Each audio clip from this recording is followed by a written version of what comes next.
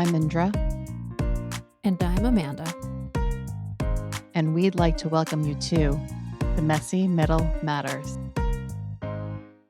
Hey, Amanda, how are you today? Good. How are you, Indra? I'm doing well. I know that you and I have lately been thinking about the word seniority as a euphemism and how people use it to mean so many different things in the world.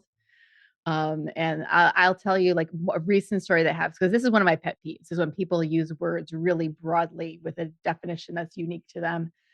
So recently I had a recruiter reach out to me, cold email, reaching out to me about a role. And I wasn't interested in the role because I'm doing my own thing now, but I suggested a friend of mine who I've, collaborated with over the years, fantastic human being, same career stage and everything.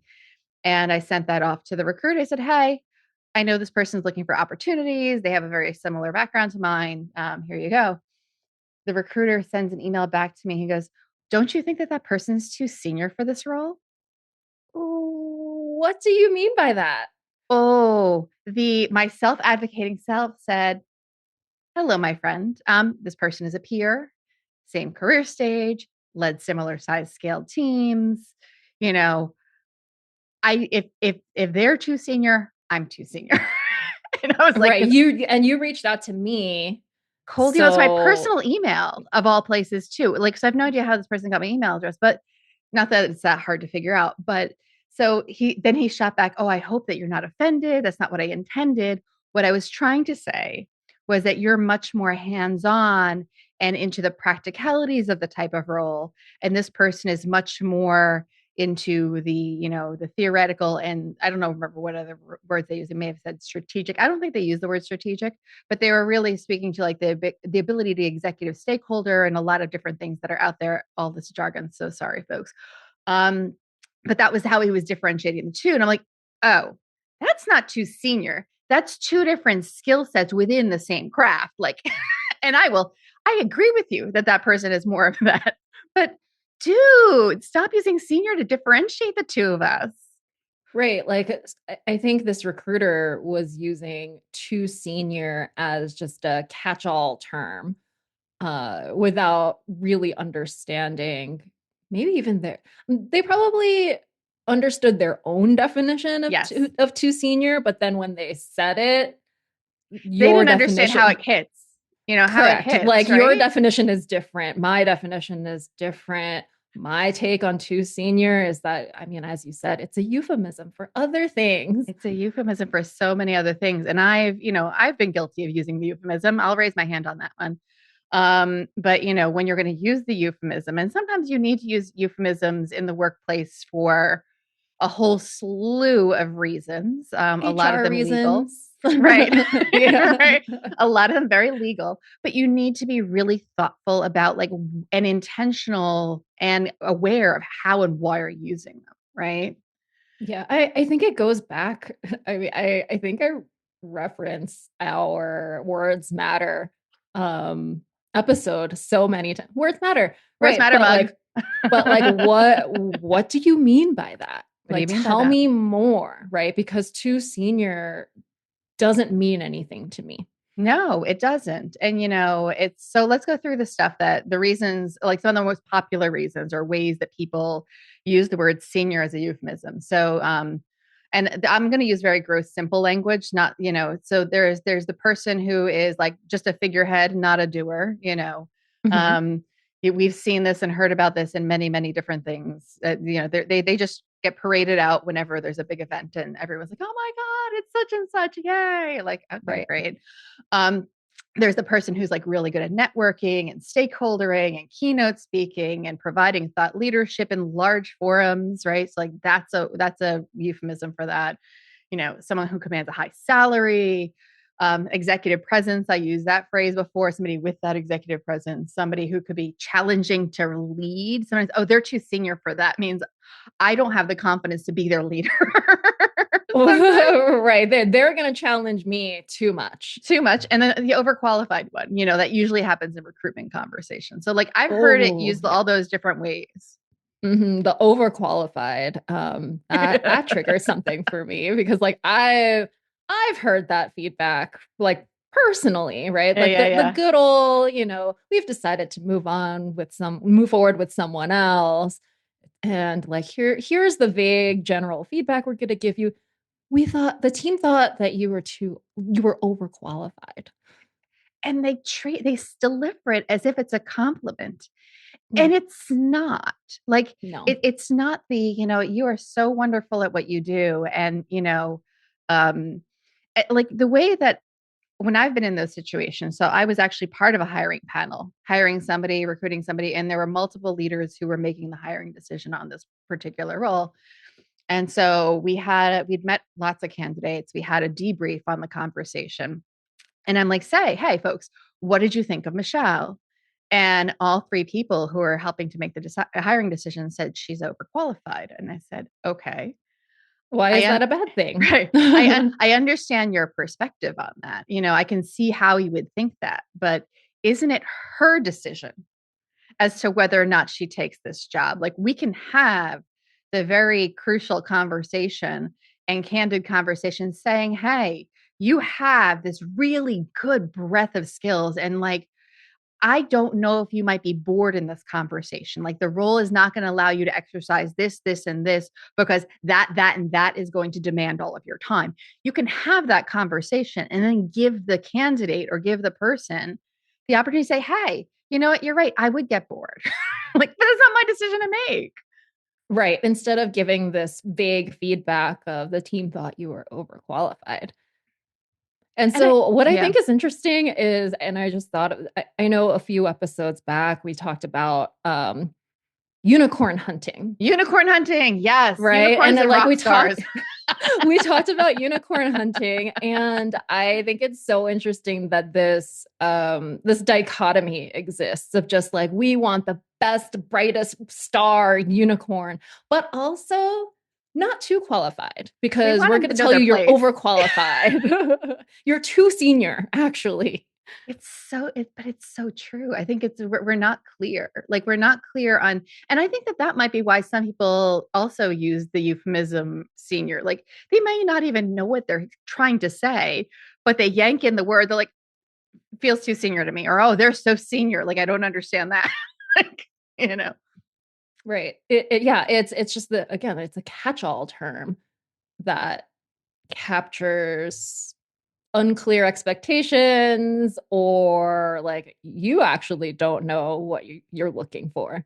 So right. I just know it's not right. So I'm gonna say they're too senior. They're too senior. And like some of the other ones, they might literally think that somebody is too chronologically senior. Yeah, that is such a good PC way of saying that. Oh, because it's so funny. Like it's or they're too expensive. That's another way to say too Yep. senior, especially in recruitment. Or they have antiquated thinking. Like I've had conversations with folks who are looking for roles. The market is tough right now. Like let's be very honest, for knowledge workers, really, really tough. Um, and like they get all of this feedback, it's I don't know if it's so like they'll say that it's ageism. I don't know if it's like directly ageism, but I see how age plays into it because it is this. I don't know how to manage this person. I don't know if they'll be contemporary in their thinking. I don't know if I can afford them. I don't know. So, Right. There are a lot of correlations here, yes. right? With Yes. the two chronologically The senior. chronologically senior ones. Right. Well, and you bring up an interesting point, right? Like I think it's this catch-all term to hide biases, whether or not you're intentionally hiding them. 100%. And like whether they're conscious or unconscious, to your point, Right. like that's the question. And I think that what I like to do when I catch myself in some sort of euphemism is ask myself, why am I saying it? And is there a way, if there isn't a super um, useful way for me to be using that euphemism, are there different words or is there a qualifier that I can use for it? It's like, hey, that person has a lot of scope, like a lot of background, and they're used to working on super complex systems. And what we have right now is a pretty straightforward process. I don't know if they're going to be happy and engaged enough in this role. you can have that dialogue with, let's say, I mean, I think recruitment is probably the easiest place for us to talk about some of this stuff, right? But it applies in lots of different places. Um, but then you can have that conversation with that panel that's evaluating candidates, right? And then you'll be able to examine, like, oh, are we all in agreement with what that means? Can we overcome that? Is this something that we should put into that candidate's court and say, hey, let me paint the landscape for you, right? Because the law exists. So the employment law exists to protect a lot of the employment law. I won't say all of it, but a lot of the employment law exists to protect the candidates and the individuals, right? Let them, and it's there for a reason. Let them make the decisions. Power them with that. And if you need to recruit in 6 months, you didn't read you might need to recruit in 6 months if you wound up with, not going with that person too. You're never guaranteeing bulletproofing your decisions. So, Right. I think a good place to start would be, when you hear, oh, they're too senior, mhm, right? Or they're overqualified. yeah. We're using those pieces of feedback Mhm, interchangeably in this conversation. But I think a good place to start would be asking yourself or asking the mhm, team, what is the concern? What is your concern with that? yeah. Right? Like, what's the real issue here? Like, why are you giving this feedback? Is it because you think that they're too expensive, that, Mhm, they're just not within budget, right? yeah. Okay, bring that back to the candidate and say, hey, this is what we're going to pay. And to your point about, when you were talking about Michelle, um, let them make the decision. Let them make the decision. And, it's also the other side of this is when somebody says you're not senior enough or you're too senior or whatever, like whatever the answer is, like maybe the not senior enough, because that's what triggered for me in that exchange with that recruiter was like that not enoughness. I'm like, hold on. Mm-hmm. Hold the mic. I do for the feedback I've received over the course of my career, not enough executive presence or not enough, I some stakeholder management I'm really good at and some stakeholder management I'm less good at, right? And so some of that stuff might be that, or, I don't, I'm not the I will not I will be challenged when I'm in a room full of suits who are used to posturing and having conversations based on the rules of boardrooms from the 1980s, right? I'm going to be challenged. I'm going to be challenged to mask, blend, fit in, go toe to toe in that whatever like measurement contest that's going on there. Um, I think we could do a whole episode about executive presence because I have a lot of thoughts about Probably, that too. probably. But I think that in this scenario, when you're the person receiving the feedback saying that you're too senior or not senior enough, ask the qualifying question or a clarifying question, not qualifying, clarifying question. Say, hey, that word can mean lots of different things. It's a little trickier to ask that question than versus like, what do you mean by design? But ask that question, and say, hey, what did you mean by that? Because I'm just trying to understand because the words can mean different things, and I want to make sure I'm ingesting your feedback in the most clear way. Right. It's a polite way of asking people to be more detailed with their Direct feedback. too. Direct, detailed, actually actionable feedback Mhm. as opposed to you're too senior. You're too senior. You're too senior. And I think that we all need to check ourselves for when we, like I said, I think that's where we started this whole conversation. We need to check ourselves on when we use that type of terminology, like because it can be very damaging, in the worst case scenarios. In the middle scenarios, it can be confusing and ambiguous AF, right? In the best case scenarios, you're aligned because you're in a group that you've had used these euphemisms before. Again, for legal reasons, you might be using euphemisms to talk around things. But, do better. We all need to do better. I need to do better for using the word and for advocating for clarity. And I think that we all do. Yeah, I think that last point, what jumped in my brain was it might be part of the company culture to use these euphemisms, right? Instead of being more So direct and true. detailed. Not every company is direct, and I don't do well in those. Yeah, no, I think you're right. Sometimes you're battling culture, and sometimes you can't Mhm. get that clarity. I mean, as much as Right. you might want to, you can maybe nudge towards it. But maybe Right. and You that's can go ahead. Yeah, you can nudge towards it. You can poke a little, but you may never get it depending on the company and its culture and Yeah. uh, how much they're willing to share their honest thoughts. Excuse me, I have a little bit of a cough. Water went down the wrong pipe. Anyway, so in those scenarios, I'm thinking of a tactic that's worked for me in the past when people haven't been able to clarify what do they mean by something. I'm like, are they more like this person or more like that person? Not that everyone can be aligned to or whatever, but are they, more like this leader or more like that leader? That might give you the sense of that. Like, oh, okay. I understand what you're saying. Or if you can't go that direct route, you can say, who would be good for this? Like what's an example of this seniority that you're talking about?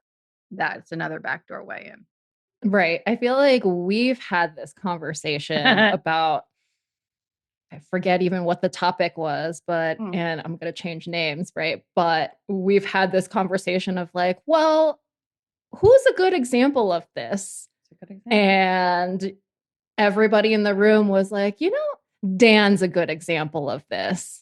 Exactly. And that's a lovely way to get the attributes when people can't find their words. Find Right. their words. Love it. Yeah. Any other thoughts or things that you want to add? No, I think the recap is let's be more clear about what too senior means because it's a vague term. It's vague. It's so vague, overused, broadly, maybe not, yeah, overused, broadly used in way too many contexts for us just to be able to use it and assume that everybody understands what we're talking about and is clear and is Yeah. clear. Yay.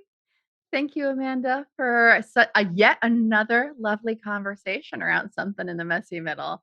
Hopefully, everybody who is listening got something out of today's episode, and you'll join us next time for another topic for the messy middle. Bye, everyone. Bye.